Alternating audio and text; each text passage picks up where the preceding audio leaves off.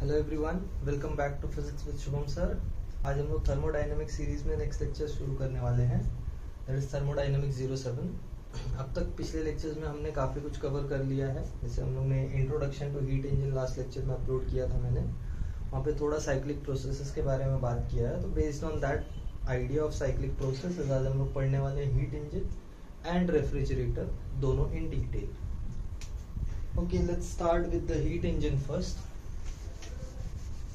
इसके पहले के जो भी लेक्चर्स हैं थर्मोडायनेमिक्स 012, थर्मोडायनेमिक्स 06, वो you can find out on YouTube. Just type thermodynamics 01, 02 and add physics with Shubham sir, तो you will get the lectures.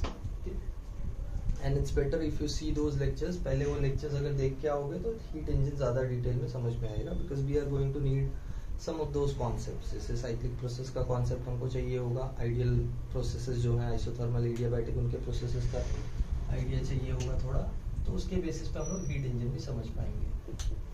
Okay, now heat engine is something that is used everywhere wherever there are vehicles involved. For example, जहाँ पे भी vehicles हैं, जैसे एक bike working है, एक car working है, या जो भी व्हीकल वर्किंग है, ट्रक वर्किंग है, wherever, वहाँ पे एक इंजन होता है। हर व्हीकल में एक इंजन होता है। That engine is simply known as heat engine. अभी हीट इंजन का मतलब क्या है? Heat engine is an engine which converts heat to work, as simple as that. It takes heat, और you can say it uses heat as source of energy, और उससे थोड़ा work हमको बाई प्रोडक्ट में मिलता है।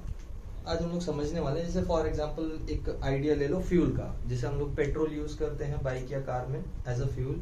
पेट्रोल जब burn होता है तो there is some heat produce, वो हीट यूज होती है एंड उसका कन्वर्जन होता है वर्क में, which is done by the heat engine. तो हीट इंजन हीट ले रहा है फ्यूल कंबशन से और उसको वर्क में कन्वर्ट कर रहा है। और यहाँ पे वर्क क्या है? Work is basically the motion of the vehicle और मूवमेंट ऑफ द व्हीकल।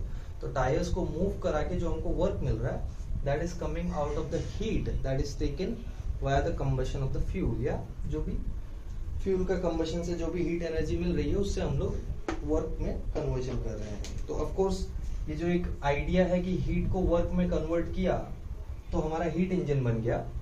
अभी एक प्रॉब्लम है इसमें। प्रॉब्लम क्या है? हीट इंजन एफिशिएंट होते हैं बट 100% एफिशिएंट नहीं हो सकते। 100% एफिशिएंट होने का मतलब क्या है?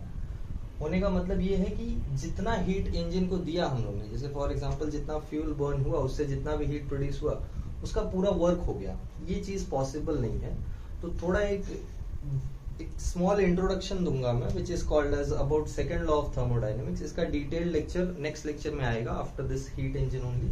या जैसे हम लोग हीट इंजन, रेफ्रिजरेटर और जो भी थोड़ा बहुत पार्ट बचा है वो पूरा फिनिश करेंगे तो लास्ट लेक्चर अपना सेकंड लॉ ऑफ थर्मोडायनेमिक्स पे आने वाला है। तो उसमें डिटेल में मैं सेकंड लॉ पे बात करूंगा। यहाँ पे बस एक स्टेटमेंट देता हूं मैं आप लोग के लिए। Just look at the statement. The statement says all work can be converted to heat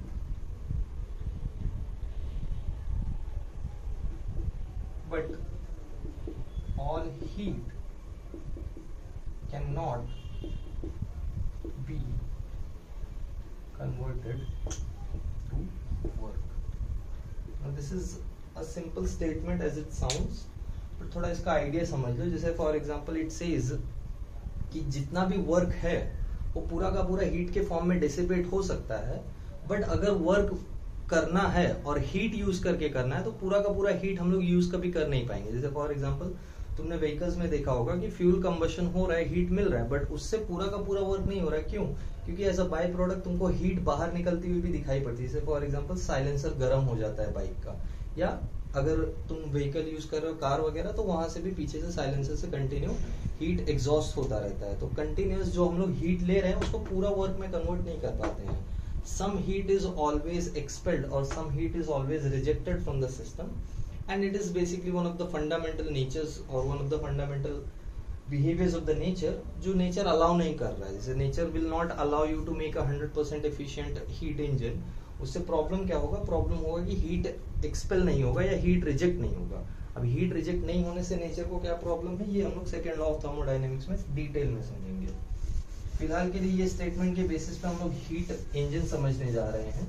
इसका और एक एग्जांपल आई गेस मैंने दिया है पहले या नहीं, जो इसका और एक एग्जांपल मैंने पहले दिया है शायद, या नहीं दिया है तो अभी मैं बता देता हूँ। जैसे हम लोग फॉर एग्जांपल ये अपने हाथों को लेते हैं, let's say when I rub these hands I am doing some work, मैं अपने हाथों को रब कर रहा हूँ तो मैं वर्क कर रहा हूँ, इससे हीट प्रोड्यूस हो रहा है। बट ये सेम चीज अगर मैं रिवर्स वे में करना चाहूँ, जैसे फॉर एग्जांपल ये दोनों हाथ ले जाके मैं किसी हीट सोर्स के पास रखूँ, तो ये दोनों हाथ अपने आप रब नहीं होंगे। द प्रॉब्लम इज स्पॉन्टेनिटी है, मतलब नेचर कुछ चीजों को स्पॉन्टेनियसली अलाउ करता है, जैसे वर्क से हीट कन्वर्ट होना स्पॉन्टेनियस है, बट हीट से वर्क इतना इजी कन्वर्जन नहीं है, उसके लिए हमको चीजों की जरूरत पड़ती है, एक्सटर्नल सोर्सेज का जरूरत पड़ता है। That's where the heat engine comes, heat engine वहीं पे काम करता है। ठीक है, समझते हैं हीट इंजन काम कैसे कर रहा है। कुछ पार्ट्स होते हैं हीट इंजन में, जैसे for example there are certain stages of heat engine, उसको हम लोग फ्लो चार्ट के फॉर्म में देख सकते हैं। जैसे फर्स्ट थिंग हम लोग एक नॉर्मल इंजन का एग्जांपल लेके चलते हैं, जैसे जो अपने बाइक वगैरह में होता है पिस्टन वाला इंजन। जैसे वो पिस्टन वाला इंजन में लेता हूँ, तो पिस्टन वाले इंजन में फर्स्ट थिंग एक चेंबर होगा, गैस चेंबर, जहाँ पे चेंबर है and there is a piston. Now this piston is movable piston. Of course ये सारा कुछ सिचुएशन हम लोग आइडियल कंसिडर कर रहे हैं, मतलब पिस्टन मासलेस है एंड ऑल, ताकि अपने आइडियल प्रोसेसेस का जो भी आइडिया है वो एप्लीकेबल हो। ये पिस्टन आगे जाके एक व्हील के शाफ्ट से कनेक्टेड है। What happens is as the piston expands or as the piston moves forward, as the gas expands, यहाँ पे हम लोग कंसिडर कर लेते हैं कोई आइडियल गैस है जिसको हम लोग बोलते हैं वर्किंग फ्लूइड। ये working fluid is nothing but an ideal gas. ये आइडियल गैस है और यहाँ से कंबशन हो रहा है तो हमको हीट मिल रहा है। Let's call this heat as Q1। तो होगा क्या, there is going to be some expansion. जैसे ही हीट मिलेगी इसको, ये गैस एक्सपांड होने वाला है, एक्सपांड होने वाला है तो ये पिस्टन मूव करेगा, पिस्टन मूव करेगा तो शाफ्ट के कनेक्शन से ये व्हील भी मूव करेगा। अब at the same time we know कि ये इतना सिंपल प्रोसीजर नहीं है जितना ये सिंपल दिख रहा है। जैसे हम लोग किसी इंजन का क्लिप वगैरह देखते हैं, जैसे एड वगैरह में एक इंजन दिखता है तो वहां पे हमको दिखाई पड़ता है बहुत सारे स्प्रिंग्स भी लगे होते हैं। तो मतलब जब भी ये पिस्टन एक्सपांड, जब भी ये तुम्हारा गैस एक्सपांड होता है ना, जब भी पिस्टन आगे जाता है तो एट द सेम टाइम वो पीछे भी आने वाला है, because the spring has to compress back. तो जब ये पिस्टन आगे जाता है और पीछे आता है तो there is a compression of gas as well. तो एक्सपांशन भी है और कंप्रेशन भी है। लेट्स जस्ट से एक्सपांशन हुआ Q1 हीट देने की वजह से, हम लोग ने Q1 हीट दी जिसकी वजह से एक्सपांशन हुआ है।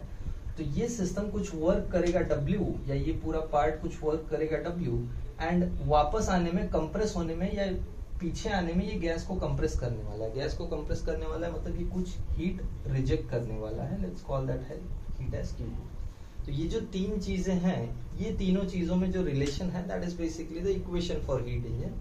और हम लोग थोड़ा इसको एक डायग्रामेटिक वे में समझते हैं। तीन चीजें होती है हीट इंजन में।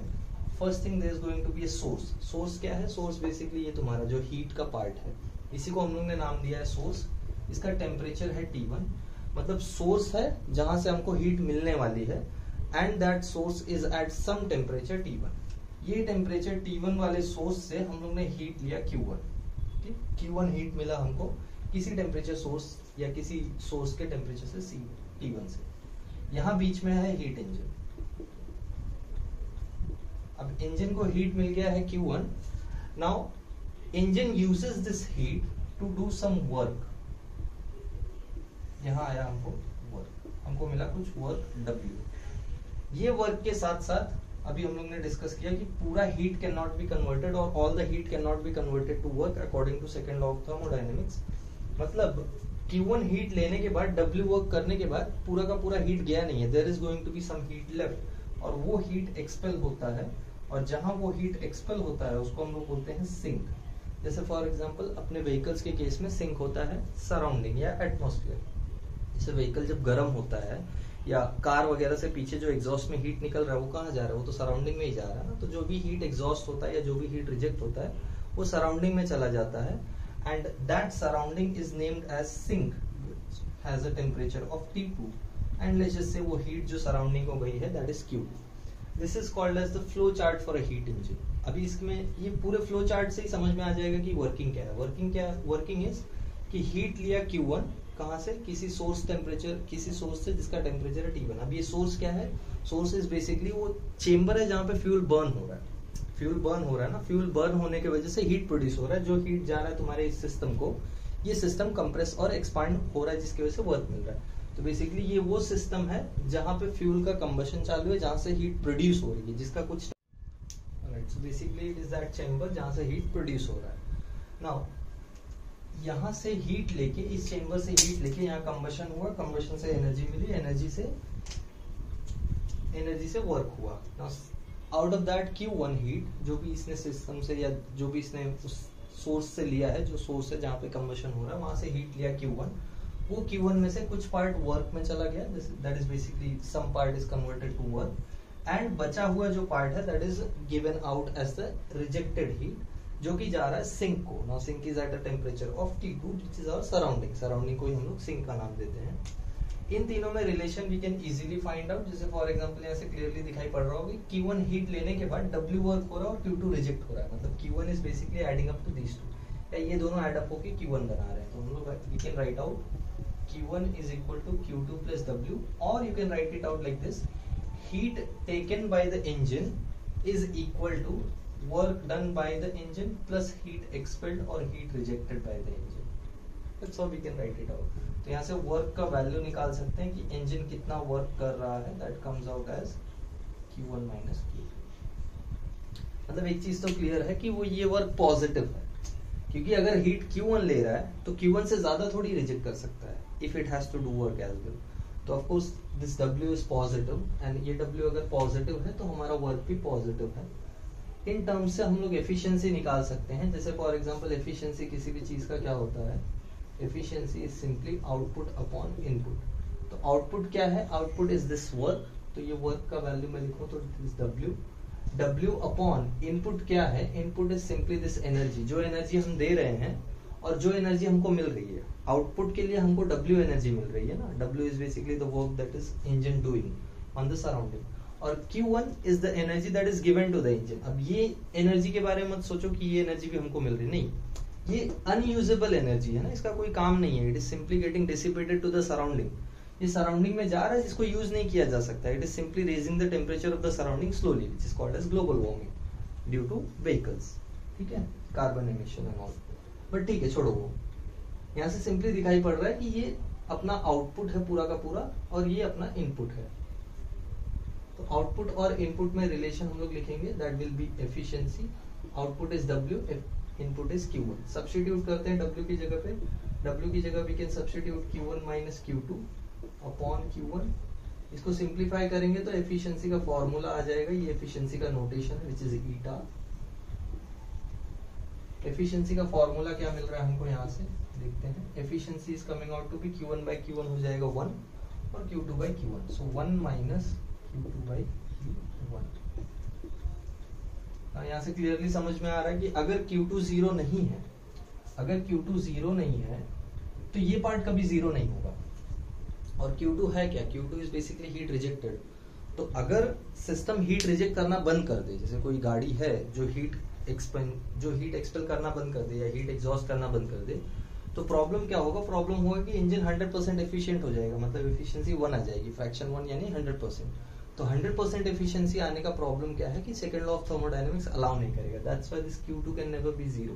मतलब कुछ ना कुछ हीट तो सराउंडिंग में रिजेक्ट होना ही है, कुछ ना कुछ हीट डिसिपेट होना ही है. And this is the nature, और this is the nature's way of limiting the efficiency of heat engine. मतलब हीट इंजन के एफिशिएंसी को लिमिट कर दिया है बाय गिविंग और by keeping us under the obstruction of heat dissipation. Heat dissipation चलता ही रहेगा, वो रुकने वाला नहीं है. जैसे हम लोग बात भी कर रहे हैं तो I am producing some energy from my vocal cords. Vocal cord से कुछ एनर्जी प्रोड्यूस कर रहा हूँ. मैं चाहता हूँ कि पूरा का पूरा एनर्जी ट्रांसमिट हो, बट ऐसा नहीं है. प्रॉब्लम क्या है, प्रॉब्लम है as the energy is getting transmitted through the medium, medium में ही कुछ हीट डिसिपेट हो जा रही है. जैसे मॉलिक्यूल्स को कंटिन्यूअसली मूव करा रही है सिचुएशन, या ये जो भी एनर्जी है that is continuously making the molecules move, but at the same time कुछ एनर्जी उसमें भी डिसिपेट हो रही है हीट के फॉर्म में. तो हीट है ना अल्टीमेट फॉर्म होता है एनर्जी का, मतलब सारे फॉर्म से कन्वर्ट होने के बाद फाइनली एनर्जी को हीट के फॉर्म में आना है. मतलब जहां पे भी कुछ भी प्रोसेस हो रहा है ना, वो लास्ट टू लास्ट हीट में ही कन्वर्ट हो जाता है. हीट या जनरली एक और नाम है, जैसे साउंड में भी कभी कभी एनर्जी कन्वर्ट होती है जो भी डिसिपेटेड एनर्जी होती है, बट उसका भी फाइनल फॉर्म हीट ही है. ऑलराइट, एफिशिएंसी का फॉर्मूला मिल गया हमको. Efficiency is 1 upon Q2 minus Q1, और ये एफिशिएंसी हम लोग देख रहे हैं कि कभी भी 1 नहीं हो सकता, क्योंकि जब तक ये टर्म प्रेजेंट रहेगा तब तक ये वैल्यू कभी 1 आ ही नहीं सकता ना. So that's why our heat engine is never 100% efficient. Alright, एक स्पेशल हीट इंजन है जो कि हाईएस्ट एफिशिएंसी देता है। अभी जैसे ये जो एफिशिएंसी है ना, ये एफिशिएंसी बताता है कि इट इज अबाउट और it is the efficiency of an heat engine which is operating for the heat values Q2 and Q1। मतलब कोई भी हीट इंजन अगर Q2 हीट रिजेक्ट कर रहा है और Q1 हीट ले रहा है, या Q1 हीट लेके Q2 रिजेक्ट करके some work, whatever work it is given, it doesn't matter, तो उसका एफिशिएंसी हमेशा 1 - Q2 अपॉन Q1 होगा। जब तक हीट वैल्यू चेंज नहीं होगी, मतलब जैसे तुम ज्यादा हीट ना दो, तब तक ये एफिशिएंसी चेंज नहीं होने वाली है। But there is a way to increase this efficiency, और वो इंक्रीज करने के लिए there is a special kind of heat engine जिसको हम लोग बोलते हैं कार्नोट्स हीट इंजन। अभी कार्नोट्स हीट इंजन जो है दैट इज आइडियल। क्यों? क्योंकि उसमें आइडियल प्रोसेसेस होने वाली है।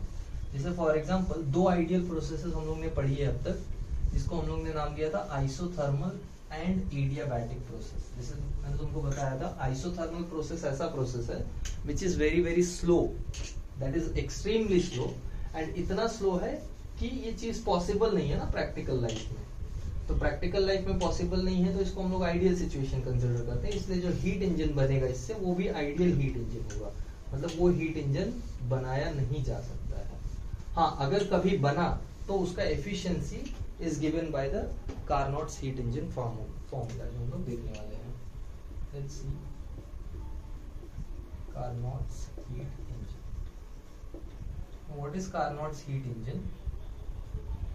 कार्नोट ने बोला it is a heat engine which gives maximum efficiency for a temperature range T1 and T2। मतलब कार्नोट ने बोला कि ये वही सेम चीज चालू है, सोर्स है जिसका टेम्परेचर है T1, जहां से कुछ हीट ले रहे हैं Q1, and it is going to the engine which is converting some of it as work, और कुछ हीट एक्सपेल कर रहा है या कुछ हीट रिजेक्ट कर रहा है सराउंडिंग को। सेम चीज चालू है जिसमें सराउंडिंग का टेम्परेचर है T2। बट इसका एफिशिएंसी इस बार कार्नोट ने ये फॉर्मूले के फॉर्म में दिया।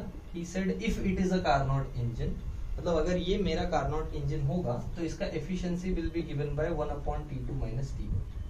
मतलब सिंपली Q2 और Q1 को T2 और T1 से रिप्लेस किया। सर डायरेक्ट रिप्लेसमेंट पॉसिबल नहीं है, तो हमेशा रेशियो में से रिप्लेस करेंगे। जैसे फॉर एग्जांपल जहां भी तुमको फॉर्मूला दिखे Q2 Q1, तो उठा के T2 और T1 मत डाल दो directly. Always look for the ratio and see if it is efficiency formula. बाकी और किसी चीज के लिए पॉसिबल नहीं है। मतलब सिर्फ और सिर्फ कार्नोट इंजन का अगर फॉर्मूला लिख रहे हैं तो Q2/Q1 ratio can be substituted as T2/T1 ratio only in the form of ratios, not directly. मतलब इंडिविजुअली हम लोग सब्स्टिट्यूट नहीं कर सकते। इंडिविजुअली Q2 की जगह T2 मत सब्स्टिट्यूट करो, या Q1 की जगह T1 मत सब्स्टिट्यूट करो, unless they are in the ratio. Okay, now what this efficiency, what Carnot's heat engine efficiency says, it says that any heat engine operating between the temperature range T2 - T1, sorry T2 and T1, yeah T1 and T2 will always have this efficiency, and this is the highest possible efficiency that can be obtained। मतलब इससे ज्यादा efficiency कोई engine नहीं दे सकता है। तो ऐसा क्या किया है इस इंजन में, या ऐसा क्या speciality is the processes that are chosen. जैसे जो प्रोसेस चूज किया कार्नोट ने, वो प्रोसेस स्पेशल है। कौन कौन से प्रोसेस हैं? कार्नोट सेड कि there are again expansions and compressions just like any other heat engine, and also the process is cyclic, but the only difference is, अलग चीज क्या है इसमें? अलग चीज है कि अगर सपोज सिस्टम ए सिचुएशन से स्टार्ट कर रहा है, तो first thing there is going to be an isothermal expansion. पहले एक आइसोथर्मल एक्सपांशन होगा, मतलब पहला स्टेज जो एक्सपांशन का है that is going to be isothermal expansion. हमको पता है आइसोथर्मल एक्सपांशन में टेम्परेचर चेंज नहीं होता है ना, मतलब इंटरनल एनर्जी में चेंज नहीं आएगा। Then there is an adiabatic expansion. हमको पता है आइसोथर्मल और एडियाबैटिक में डिफरेंस क्या है। एडियाबैटिक इज वेरी शार्प और वेरी फास्ट, तो उसका ग्राफ भी गामा टाइम्स ज्यादा स्लोप रखता है। सो दिस इज सिचुएशन सी। तो पहले इंजन ए से बी जाएगा, बी से सी जाएगा, फिर उसके बाद there is an isothermal compression, फिर आइसोथर्मल कंप्रेशन के बाद लास्ट में एडियाबैटिक कंप्रेशन। तो ये जो 4 प्रोसेसेस सेलेक्ट किए हैं, ये चारों प्रोसेसेस हैं आइडियल। हमको पता है आइसोथर्मल प्रोसेस नेचर में होता नहीं है because it is very very slow. Adiabatic process nature में होता नहीं because it is very very fast. तो दोनों प्रोसेसेस हो नहीं रहे हैं या हाइपोथेटिकल है, इसलिए ये पूरा इंजन भी एक आइडियल सिचुएशन पे काम करता है। ये you can say ideal consideration पे चलता है। ये जो फर्स्ट पार्ट है, there is isothermal expansion. Second cycle में या सेकेंड पार्ट में again there is adiabatic expansion, मतलब दो एक्सपांशन होंगे, एक आइसोथर्मल एक adiabatic. Second there is isothermal compression, third part में इसका नाम दे देते हैं D, isothermal compression. And last वाला देयर इज एडियाबैटिक कंप्रेशन।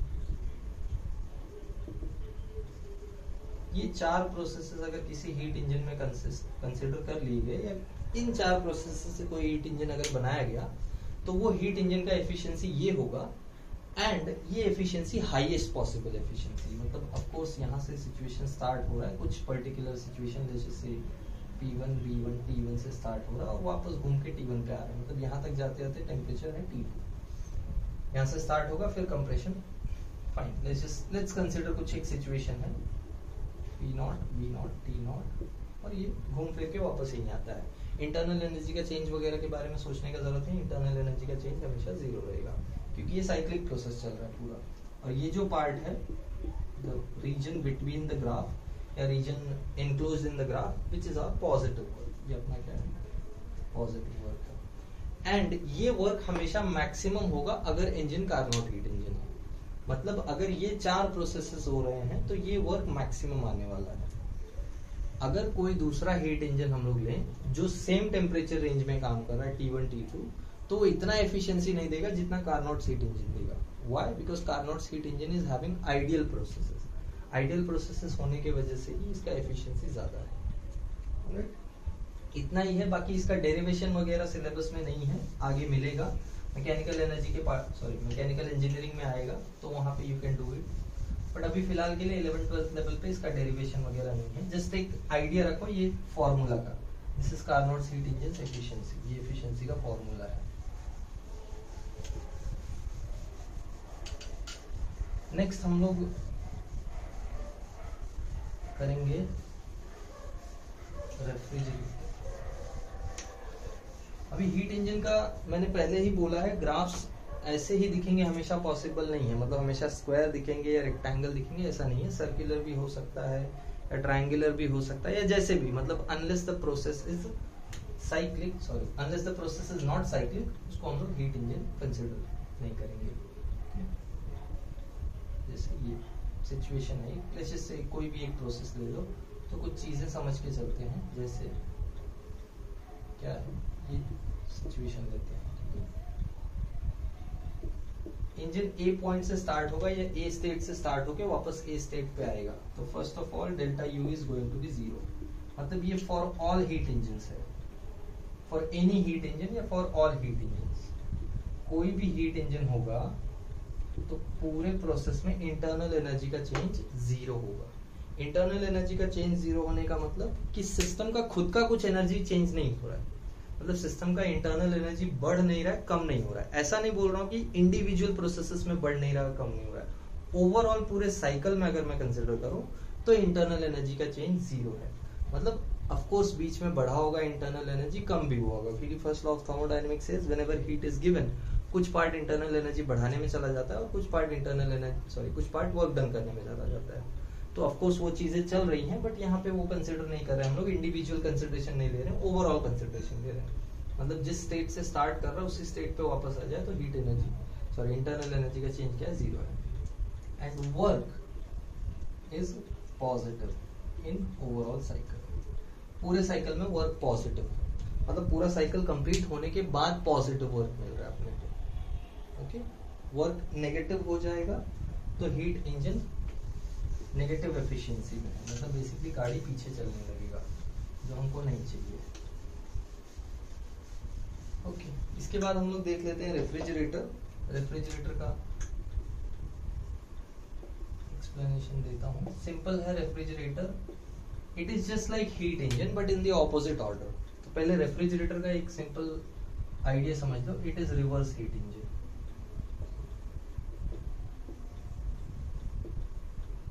मतलब जो काम हीट इंजन कर रहा है ये वही काम उल्टा कर रहा है, मतलब ये ऑपोजिट ऑर्डर में सेम काम कर रहा है।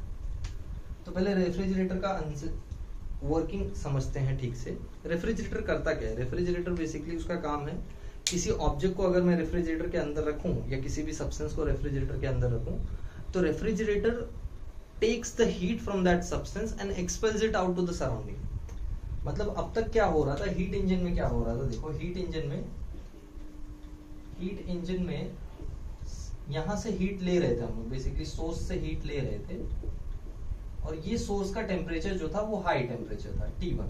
यहां से हीट Q1 लेते थे और ये इंजन वर्क करता था W, और यहाँ पे एक्सपेल होती थी हीट Q2। मतलब प्रॉब्लम इज कि जो सब्सटेंस हम लोग रेफ्रिजरेटर में रख रहे हैं, या ओवरऑल अगर मैं रेफ्रिजरेटर का टेम्परेचर ही कंसिडर कर लूं, जैसे सपोज करते हैं ये मेरा रेफ्रिजरेटर है, इनसाइड ऑफ द रेफ्रिजरेटर ये रेफ्रिजरेटर का टेम्परेचर है कुछ रैंडम, सपोज जैसे ये T1 कंसिडर करते हैं, या जो भी T2 टेम्परेचर है, ठीक है, ये T2 टेम्परेचर है और बाहर सराउंडिंग का टेम्परेचर है T1। तो ये तो क्लियरली सबको पता है कि अंदर का टेम्परेचर कम होता है ना as compare to surrounding, but still कोई चीज अगर इसके अंदर रखी जाए, जैसे कंसिडर कर लो, let's say there is an object, कुछ रखा मैंने, let's say there is an orange, एक ऑरेंज रखा मैंने। अब ये ऑरेंज अंदर गया, सपोज अंदर का टेम्परेचर कुछ भी कंसिडर कर लो 4 डिग्री सेल्सियस या लेट्स से 10 डिग्री सेल्सियस, या ठीक है एक जनरल टेम्परेचर लेके चलते हैं 4 डिग्री सेल्सियस जो रेफ्रिजरेटर्स में होता है।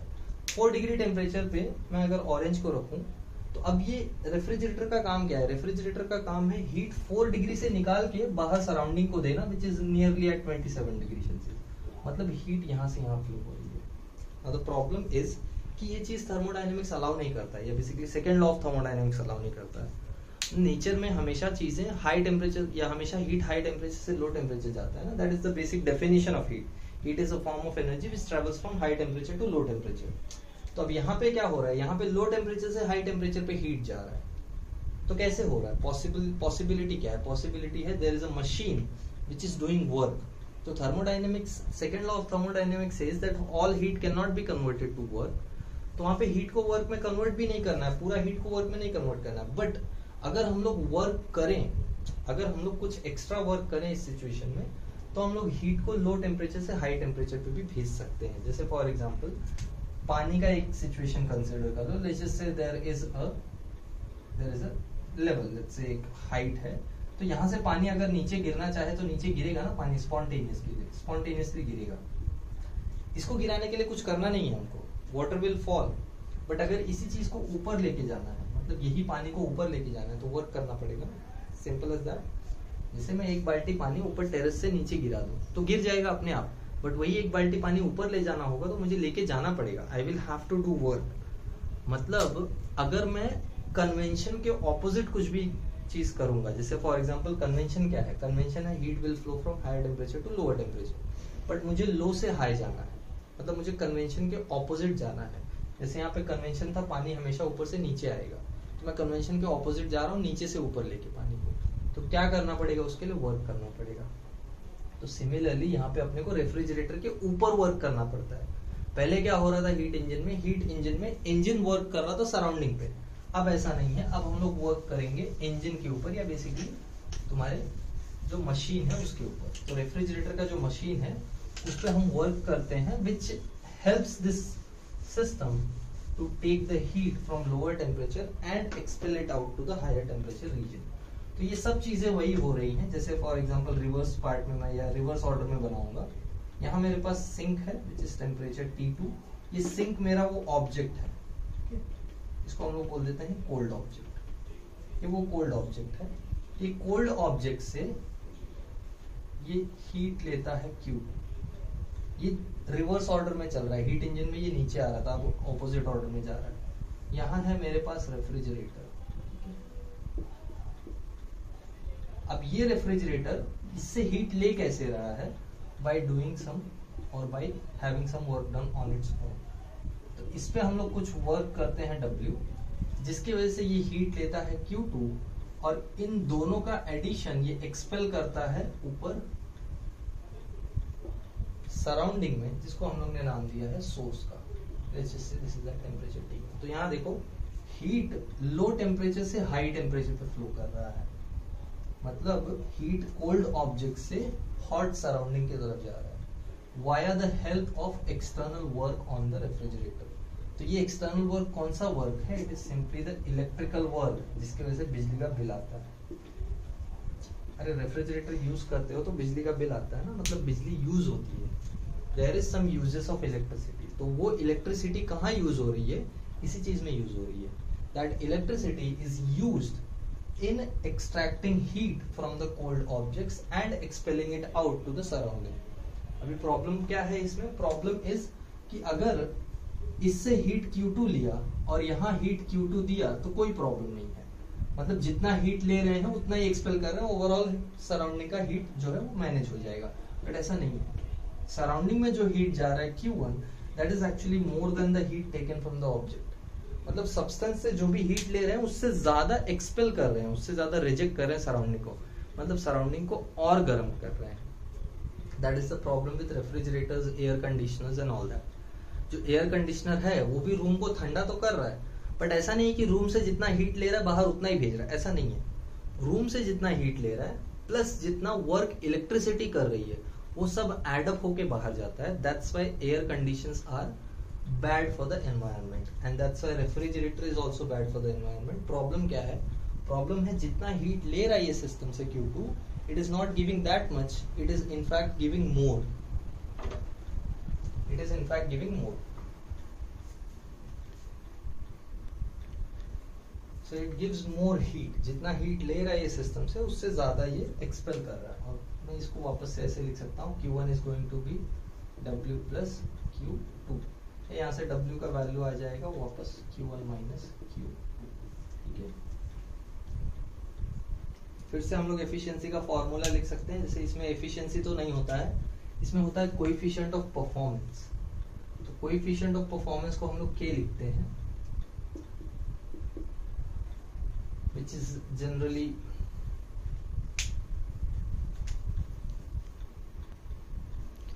so इसमें कोएफिशिएंट ऑफ परफॉर्मेंस होता है and coefficient of performance of a refrigerator is given bye कितना हीट ये निकाल पाता है। जैसे फॉर एग्जांपल मैं कोई ऑब्जेक्ट को रखूं रेफ्रिजरेटर के अंदर, तो जितना ज्यादा ये हीट निकाल पाए उतना अच्छा है, प्लस कितना कम इलेक्ट्रिसिटी यूज करके ये वो काम कर रहा है। जैसे अगर W कम है Q2 ज्यादा है तो कोएफिशिएंट अच्छा है या कोएफिशिएंट ऑफ परफॉर्मेंस अच्छा है, तो its value is given by Q2 by W। And again हम लोग सब्स्टिट्यूट कर सकते हैं W को, W is going to be Q1 minus Q2, इसका फॉर्मूला आ जाएगा Q2 by Q1 minus 1।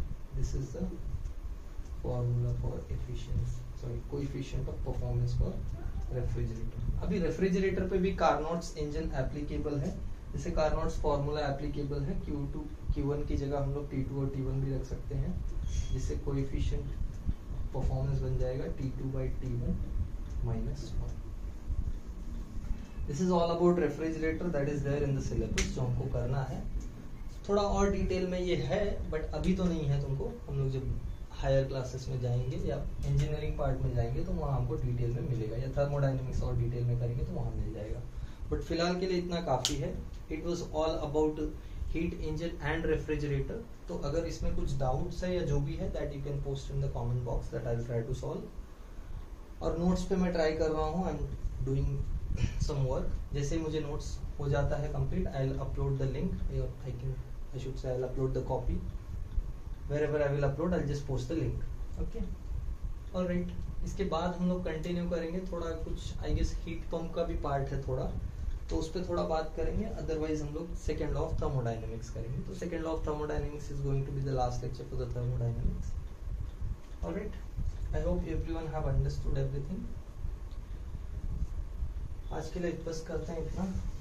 Thank you everyone, bye.